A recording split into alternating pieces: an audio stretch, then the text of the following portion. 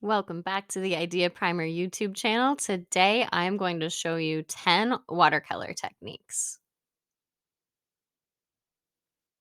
Watercolors are semi-transparent, which means they're kind of see-through. And if you want part of your painting to be white, the only way to do that is to let the white paper show through. If you put something down on your paper that prevents paint from touching it, that is called a resist. The first way to do this is tape resist. You can lay down tape and then peel it off at the end. It will protect your paper from the paint. The second kind of resist is crayon resist. So crayons are made out of wax, and wax is water resistant, which means the water won't pass through it. So you can use some white crayon to draw on your paper before you even start painting, and then those areas will stay white. It is important that you press really hard though, because sometimes crayons can be a little bit scratchy. Here's how I would use crayon resist in a painting. I'm using it to create waves in my underwater painting. You can actually use any color of crayon to create a resist. So here I am adding a little bit of brown accents to my turtles that later I can just paint right over and I don't have to worry about that brown spreading around. The third technique I'm going to show you is a wash. Sometimes when you're working with watercolor, it's really difficult to get a flat color. You can see your brush strokes and it's just not coming out how you want. So a way around that is to use a wash, which means you lay out just water on the entire area that you want a flat color. And then when you streak in your color, the water helps to blend it around and it will dry totally flat and a completely plain color. Here's how I would use it in a painting. I'm using that wash technique and getting the entire background wet so I can streak in this light blue. The fourth technique I'm going to show you is called wet on wet, and it's exactly what it sounds like. You're going to take wet pigment and put it onto a wet area of your painting. So, this is just like a wash in the sense that I'm using my brush to fill in the entire area with water. But instead of spreading that paint around, I'm just going to drop that pigment in and let it flow. Let that water take your paint wherever it wants, and it's going to create almost a tie dye effect. If you're doing this and you're just getting dots and your paint is not blending together, you need to use more water. And keep in mind that the paint will go wherever your water is. So it's important that you keep that water contained to the shape where you want your wet on wet technique to go.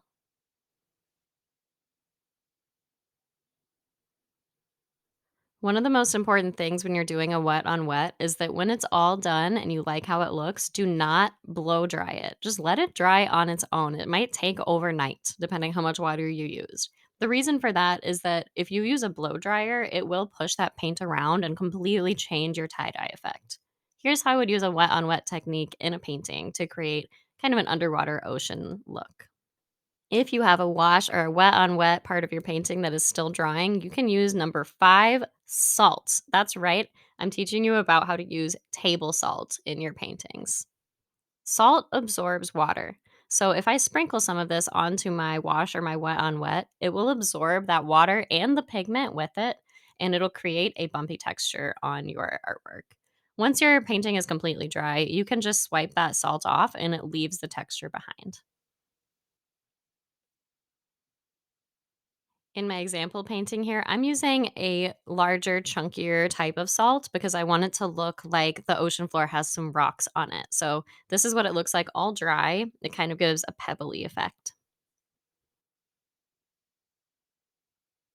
The next technique I'm going to show you, number 6, wet on dry. Most artists, before they learn all these techniques, unknowingly use this technique. It's what it sounds like. You're putting wet paint onto a dry surface, whether that is just the plain paper, or it could be a layering effect where you let your paint dry and then you paint right on top.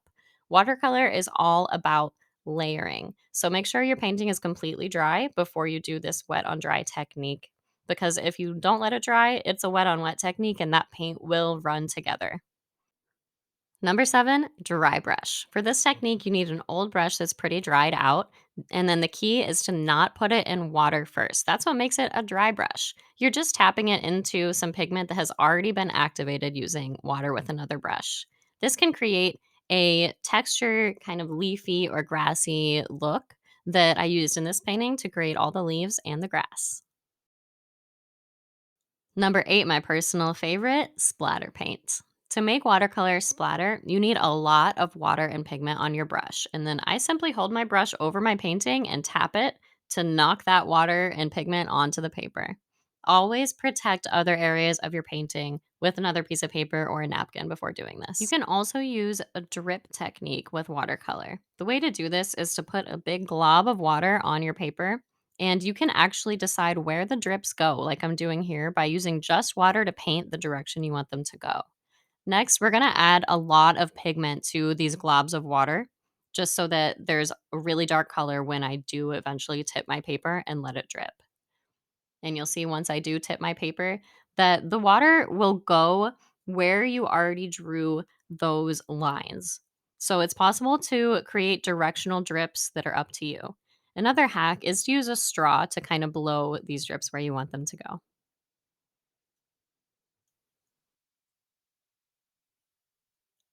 Number 10, once your painting is totally dry, you can go on top with ink. Any kind of ink pen will do. I like Sharpies or any kind of felt tip pen for this. It's very important that your painting is totally dry, otherwise, it will ruin your marker or your pen, whatever you're using.